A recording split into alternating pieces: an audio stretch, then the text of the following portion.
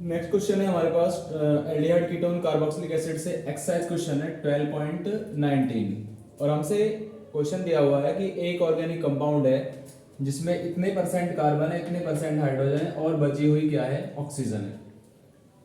Molecular formula compound का 86 है। Molecular formula नहीं है, molecular mass, the molecular mass of compound, the molecular mass of compound is 86। It does not reduce Tollens reagent, ये tolerance reagent को reduce नहीं करता है लेकिन एडिशन प्रोडक्ट बनाता है NaHSO3 के साथ और पॉजिटिव आयोडो फॉर्म टेस्ट देता है, यानी येलो प्रेसिपिटेट बनाता है। विग्रस ऑक्सीडेशन कराते हैं तो ये देता है इथेनोइक एसिड और प्रोपेनोइक एसिड। और हमसे पूछा है कि इसकी स्ट्रक्चर क्या होगी, इस कंपाउंड की स्ट्रक्चर क्या होगी। सबसे पहले हम क्या है, परसेंटेज जो दे रखी है उसके बेस पर क्या है, इसका मॉलिक्यूलर एम्पिरिकल फॉर्मूला निकालेंगे। तो इसका सॉल्यूशन है हमारे पास, यहाँ पे लिखेंगे हम क्या है, हमें दे क्या रखा है, एलिमेंट्स। एलिमेंट्स हमें कौन कौन कौन से दे रखे हैं, टेबल बना लेंगे। एलिमेंट है कार्बन, हाइड्रोजन, ऑक्सीजन, उनका परसेंटेज हमें दे रखी है। इसकी 69.77 है, इसकी 11.63 है और 100 में से क्या अगर हम करेंगे, इन दोनों को जोड़ेंगे और 100 में से माइनस कर देंगे तो ये हो जाएगा 0, ये हो जाएगा 4,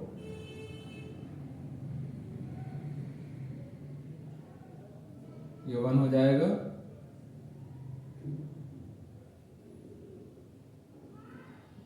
और ये हो जाएगा 81। इसमें से इसको माइनस कर देंगे तो यहाँ पर हमारे 0 आ जाएगा, यहाँ पे 6 आ जाएगा, यहाँ पे हमारे पास 8 आ जाएगा और यहाँ पर आ जाएगा 1। तो मेरे पास आ जाएगा ऑक्सीजन की अमाउंट आ जाएगी 18.60, ऑक्सीजन की परसेंटेज इतनी आ जाएगी। उसके बाद हम लिख लेंगे इनका मोलर मास, यानी मॉलिक्यूलर मास लिख लेंगे, या बोल दो एटॉमिक मास, क्योंकि एटम है तो एटॉमिक मास लिख लेंगे इसका। कार्बन का होता है 12, हाइड्रोजन का होता है 1, ऑक्सीजन का होता है 60। फिर यहाँ से मोल निकाल लेंगे। मोल क्या बोल देंगे, परसेंटेज अपॉन एटॉमिक मास। तो परसेंटेज अपॉन एटॉमिक मास से मोल निकल जाएंगे तो 69.77 डिवाइड बाई 12, ऐसे ही 11.63 डिवाइड बाई 1 और 18.60 डिवाइड बाई 60। यहाँ से इसको कैलकुलेट करेंगे, जो हम कैलकुलेट करेंगे तो यहाँ से हमारे पास आ जाएगा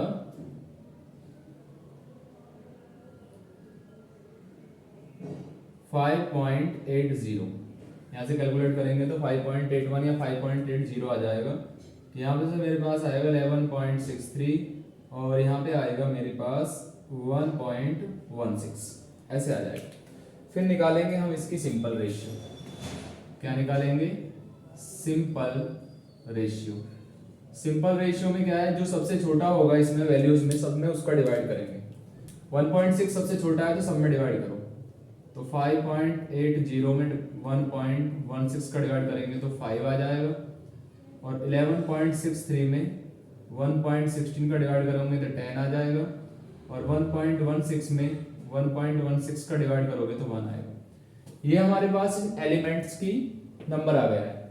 तो यहां से लिखूंगा मैं एम्पेरिकल फॉर्मूला, एम्पेरिकल फॉर्मूला।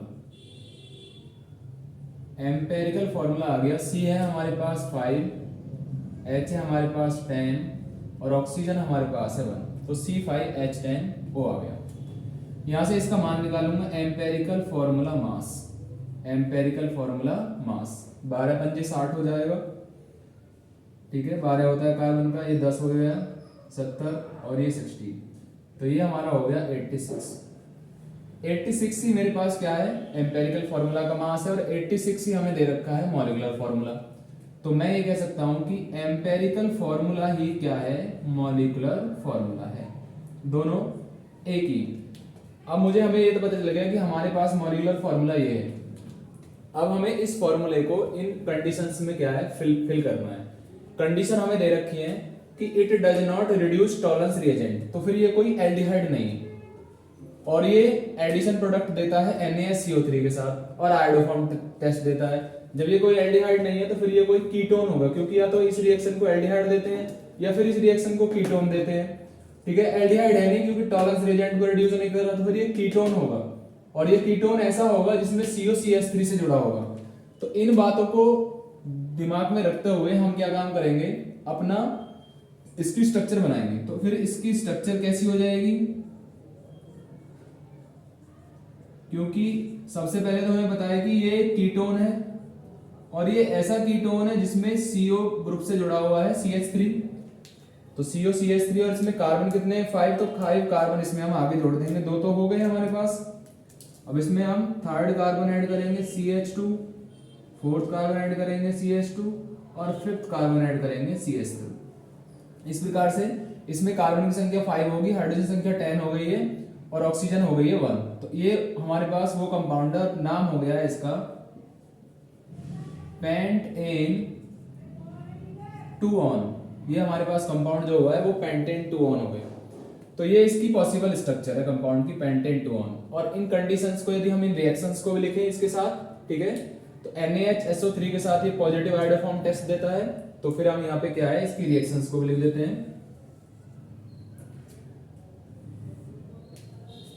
तो हमारे पास हो गया, इसे रफ कर देते हैं ऊपर से और इसकी रिएक्शंस को फिर हम लिख लेते हैं।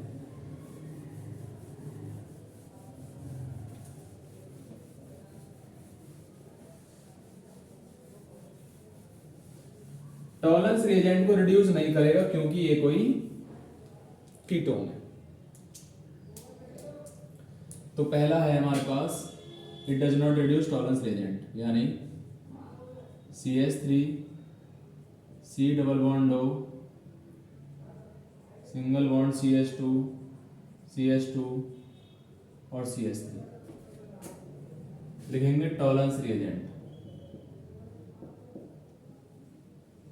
टॉलरेंस रिएजेंट और आगे लिख देंगे नो रिएक्शन। कोई रिएक्शन ही नहीं होगी अभी टॉलरेंस रिएजेंट है, क्योंकि ये हमारे पास कीटोन है और ये टेस्ट देता है केवल एल्डिहाइड। तो पहला पॉइंट हो गया।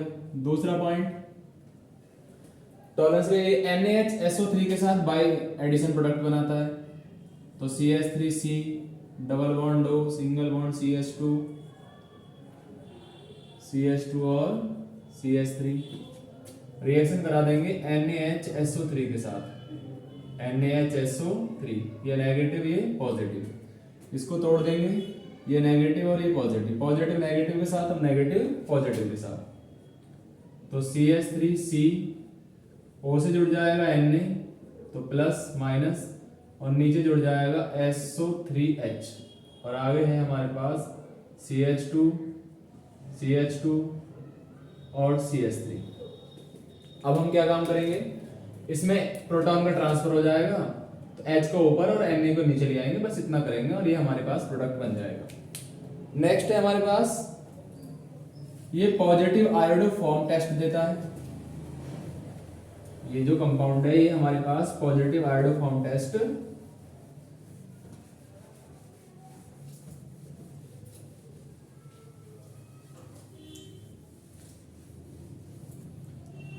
कंपाउंड देता है पॉजिटिव आयोडोफॉर्म टेस्ट। थर्ड में हमसे पूछा है पॉजिटिव, तो फिर क्या हो जाएगा हमारे पास CH3C double bond O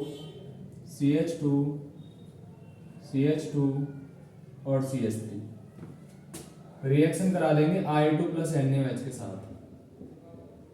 I2 plus NaOH के साथ हिट करेंगे तो ये वाला CH3 कन्वर्ट हो जाएगा CHI3 में, CHI3 और CHI3 को बोलते हैं आयोडोफॉर्म और ये एक येलो PPT होता है, येलो प्रेसिपिटेट। और ये वाला जो पोर्शन है इसके साथ जुड़ जाएगा ONA तो फिर बन जाएगा CH3 CH2 C double bond O और ONA प्लस और माइनस। ठीक है, तो ये फर्स्ट सेकंड थर्ड। अब हमारे पास फोर्थ में पूछा है उसने, जब विग्रस ऑक्सीडेशन कराते हैं इसका तो हमें एक इथेनॉइक एसिड और एक प्रोपेनॉइक एसिड बनता है। तो CH3C double bond O, CH2 CH2 और CH3। यहाँ पे है हमारे पास vigorous oxidation, vigorous oxidation KMnO4 की प्रेजेंस में हीट करेंगे हाई टेम्परेचर पे, तो 3 कार्बन वाला A और 2 कार्बन वाला A एसिड बनेगा। तो बनेगा CH3COOH प्लस CH3CH2COOH। तो ये प्रोपेनोइक एसिड है और ये मेरे पास इथेनोइक एसिड है। इस क्वेश्चन को हम इस प्रकार से कर देंगे।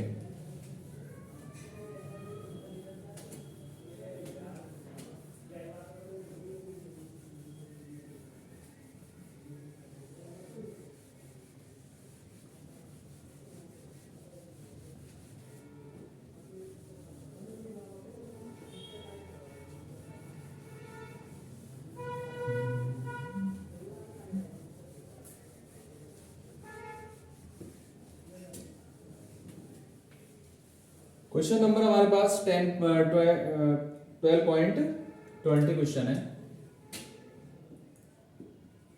12.20 है। एल्डिहाइड कीटोन और कार्बोक्सिलिक एसिड से हमें लास्ट क्वेश्चन है। Although phenoxide ion has more number of resonating structure. Question है हमारे पास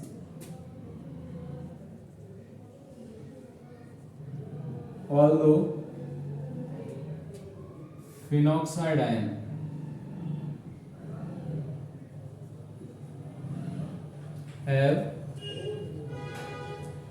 has more number of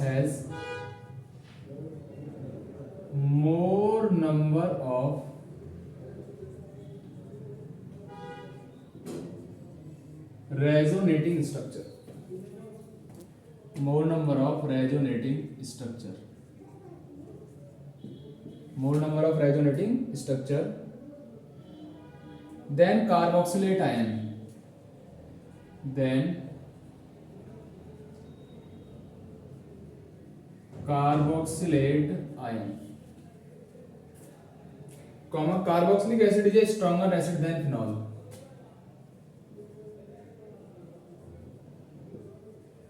Carboxylic acid is a stronger acid than phenol. Stronger acid than phenol। और हमसे पूछा है कि भाई इसका रीजन बताइए। तो रीजन क्या होगा इसका, यहां पे लिख देते हैं हम रीजन। तो सबसे पहले हम क्या है, फिनॉक्साइड आयन की रेजोनेटिंग स्ट्रक्चर बनाएंगे, फिर कार्बोक्सिलेट आयन की रेजोनेटिंग स्ट्रक्चर बनाएंगे और फिर उसका रीजन लिख देंगे। तो ये हमारे पास है फिनॉक्साइड आयन। रेजोनेटिंग स्ट्रक्चर बनाएंगे, यहां से ये बॉन्ड यहां पर आ जाएगा, यहां पे, यहां से यहां पे, यहां पे आ जाएगा डबल बॉन्ड O पॉजिटिव, और इस प्रकार से बना देंगे। फिर ये बॉन्ड यहां पर और ये बॉन्ड यहां पर। ऐसे केस में हमारे पास आ जाएगा लिए यहां पर बॉन्ड आ जाएगा, जो बॉन्ड ट्रांसफर इस प्रकार से होगा O पॉजिटिव लाइक दैट। फिर ये यहां से चला जाएगा, यहां पे चला जाएगा। ऐसे केस में हमारे पास यहाँ पर बॉन्ड आ जाएगा, ये प्लस पॉजिटिव, और लास्ट होगा यहाँ से यहाँ पे ट्रांसफर हो जाएगा, यहाँ से यहाँ पे।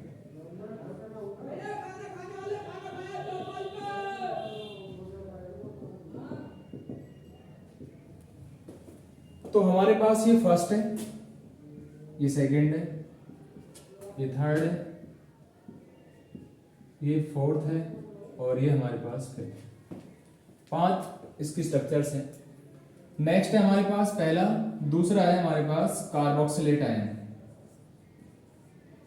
तो कार्बोक्सिलेट आयन की स्ट्रक्चर को मैं इस प्रकार से ड्रॉ कर दूंगा। पहली ये हो जाएगी, दूसरी में ये हो जाएगी। ये बनेगी हमारी कार्बोक्सिलेट आयन की स्ट्रक्चर। इसमें होता क्या है कि ऑक्सीजन का जो नेगेटिव चार्ज है वो लेस इलेक्ट्रोनेगेटिव कार्बन पर, देखो ऑक्सीजन जो है वो मोर इलेक्ट्रोनेगेटिव और कार्बन है लेस इलेक्ट्रोनेगेटिव। जब ये लेस इलेक्ट्रोनेगेटिव है, यहाँ पर भी लेस इलेक्ट्रोनेगेटिव एटम पे नेगेटिव चार्ज है और यहाँ पर भी लेस इलेक्ट्रोनेगेटिव एटम पे नेगेटिव चार्ज है। तो ये तीनों स्ट्रक्चर्स जो हैं, ये तीनों स्ट्रक्चर्स, ठीक है, उसकी स्टेबिलिटी को एक्सप्लेन नहीं करेंगे, क्योंकि नेगेटिव चार्ज ऑक्सीजन पे होना मतलब क्या है, नेगेटिव चार्ज का मतलब है इलेक्ट्रॉन ज्यादा। अब इलेक्ट्रॉनों को अट्रैक्ट करने की पावर ऑक्सीजन की जाती है, जबकि क्या है इसमें अट्रैक्ट कौन कर रहा है, ये कार्बन। तो ये तीनों स्ट्रक्चर उसकी स्टेबिलिटी में एक्सप्लेन नहीं करेंगे, क्योंकि negative charge less electronegative oxygen पे है। तो ये तीनों पार्टिसिपेट नहीं करेंगे उसके स्टेबिलिटी को एक्सप्लेन करने में, ठीक है। यहाँ पर क्या है, फर्स्ट और सेकंड में नेगेटिव चार्ज कहाँ प्रेजेंट है, केवल ऑक्सीजन पर ही। यहाँ पे रेजोनेंस ही नहीं हो रहा है फर्स्ट और सेकंड के अंदर, फर्स्ट और उसके अंदर फिफ्थ के अंदर, क्योंकि नेगेटिव चार्ज एक ही जगह प्रेजेंट है। यहाँ पर क्या है, फर्स्ट और ये सेकंड, ये दो स्ट्रक्चर्स है हमारे, ये फर्स्ट है और ये सेकंड स्ट्रक्चर है। इसमें जो नेगेटिव चार्ज हो रहा है, यहाँ पर भी ऑक्सीजन पर ही प्रेजेंट है और यहाँ पर भी ऑक्सीजन पर ही प्रेजेंट है, और ऑक्सीजन होता है मोर इलेक्ट्रोनेगेटिव, ठीक है। तो इसकी दो रेजोनेटिंग स्ट्रक्चर है, जबकि ये तीनों को छोड़ दिया जाए, क्योंकि इसमें इसकी स्टेबिलिटी डिक्रीज ही हो रही है, क्योंकि नेगेटिव चार्ज जो है वो मोर इलेक्ट्रोनेगेटिव एटम से लेस इलेक्ट्रोनेगेटिव एटम कार्बन पे क्या है, डिलॉकेलाइज हो रहा है। तो ये तीनों स्ट्रक्चर इसकी क्या है, स्टेबिलिटी को एक्सप्लेन करने में पार्टिसिपेट नहीं कर पाएंगी। तो फर्स्ट और कौन सी फर्स्ट और फोर्थ फिफ्थ करेगी, जिसमें क्या है नेगेटिव चार्ज केवल ऑक्सीजन पे ही है, वहां पे रेजोनेंस नहीं है, जबकि इसकी दो रेजोनेटिंग स्ट्रक्चर आ रही है और इसकी केवल क्या है, एक भी रेजोनेटिंग स्ट्रक्चर नहीं है जो इसको एक्सप्लेन करती है। इसके कारण क्या है, कार्बोक्सिलेट आयन क्या है, वो ज्यादा स्ट्रॉन्गर एसिड है as compared to phenoxide ion, right. इसका रीजन लिख देंगे कि in case of phenoxide ion the negative charge present in less electronegative carbon atom, so all second third और fifth structure does not takes part in the stability, does not explain the stability. But in case of carboxylate ion, oxygen the negative charge present on the oxygen atom in both the case, ठीक है, so it is more stable as compared to phenoxide ion, result it is stronger acid as compared to phenol, right। इस प्रकार से हम क्या है इसको लिख लेंगे। Okay, thanks.